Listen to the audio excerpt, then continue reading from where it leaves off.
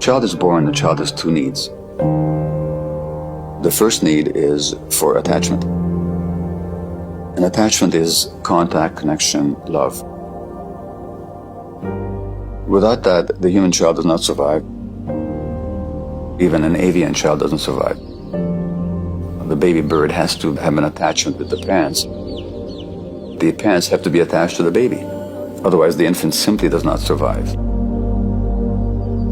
Mammalians even more so, and most so the human, because we're the least developed, the least mature, with the least developed brains, and the most dependent for the longest period of time of any creature.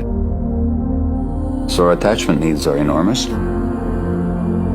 and they remain important throughout lifetime because we have to have attachments to form societies, social groups, without which we don't survive.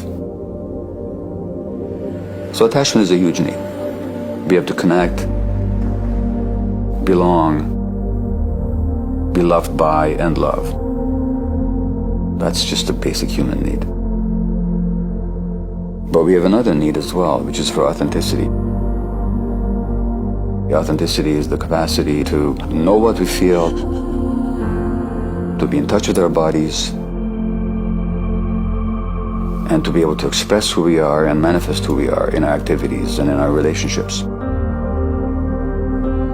Now, why is that? Well, think of a human being in the evolutionary period who's not in touch with their body and their gut feelings. How long do they survive out there in the wild? So authenticity is another huge survival need. But what happens to a child where the attachment need is not compatible with the need for authenticity? In other words, if I'm authentic, my parents will reject me. If I feel what I feel and express what I feel and insist on my own truth, my parents can't handle it. And parents convey those messages unconsciously all the time. Not because they mean to, not because they don't love the child, but because they themselves are suppressed, or traumatized, or hurt, or stressed. Now what does the child do with that? Well, if I give up my attachment for the sake of authenticity, I lose my relationships on which my life depends. Therefore, there's no question. What becomes suppressed is our authenticity, our emotions. And then we become 35, 40, and we don't know who we are. And somebody asks us, what do you feel? You say, I have no idea.